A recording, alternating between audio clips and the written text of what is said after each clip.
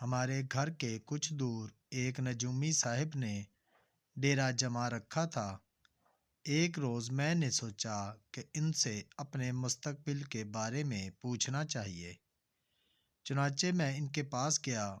انہوں نے میرا ہاتھ دیکھا اور فرمانے لگے، زندگی میں ہمیشہ بے سے بچ کر رہنا۔ مطلب یہ، اگر تمہیں زندگی پیاری ہے تو بے سے شروع ہونے والی چیزوں سے بچنا۔ یہ سن کر میرا سر چکرانے لگا اور پہلی دفعہ دن میں تارے نظر آنے کا مطلب سمجھ گیا۔ میں وہاں سے کسی نہ کسی طرح اٹھا اور گھر آ کر بستر کی بجائے فرش پر لیٹ گیا۔ امی نے دیکھا تو کہا، بیٹا کیا ہوا؟ کچھ نہیں امی، وہ ذرا سر چکرا رہا ہے، اور ہاں، برائے مہربانی مجھے بیٹا نہ کہیے گا۔ لیکن کیوں؟ کیا تم میرے بیٹے نہیں ہو؟ امی نے حیرت سے کہا۔ ہوں تو، لیکن مجھے لڑکا کہیے، میں نے ہاتھ جوڑتے ہوئے کہا۔ ابھی میری اور امی کی یہ گفتگو ہو رہی تھی کہ باجی کالج سے آ گئیں۔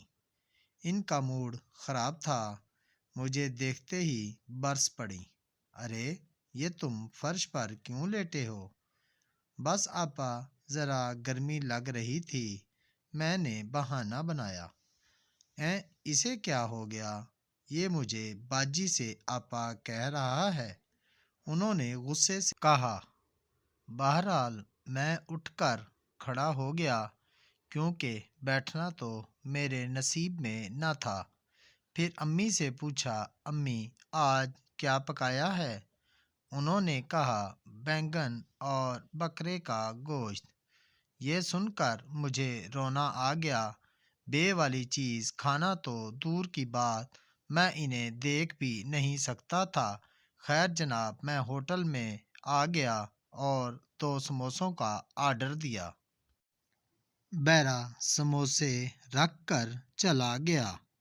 میرے ساتھ میز پر بیٹھا ایک شخص برفی کھا رہا تھا۔ اسے دیکھ کر میرا دماغ خراب ہو گیا اور میں وہاں سے اٹھ کر چلا آیا۔ مہینے کی 12، 20 اور 22 تاریخیں میرے لیے منحوس تھیں۔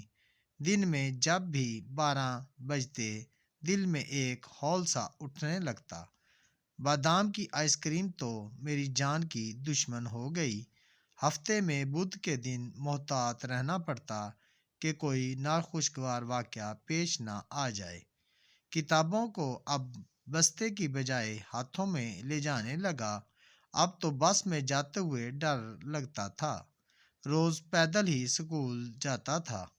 سر کے بال جو مجھے بے حد عزیز تھے، ناچار منڈوانے پڑے۔ کچھ دن پہلے ابو نے ایک بیکری خریدی تھی، شام کے وقت وہاں بیٹھتا تھا، لیکن اب میں نے ابو سے صاف کہہ دیا کہ مجھے معاف کر دیں، میں بیکری پر نہیں بیٹھ سکتا۔ کوئی باتونی شخص آ جاتا تو گھبراہٹ سی ہونے لگتی اور دل کی دھڑکن تیز ہو جاتی۔ برسات جیسے موسم سے الجھن ہونے لگتی۔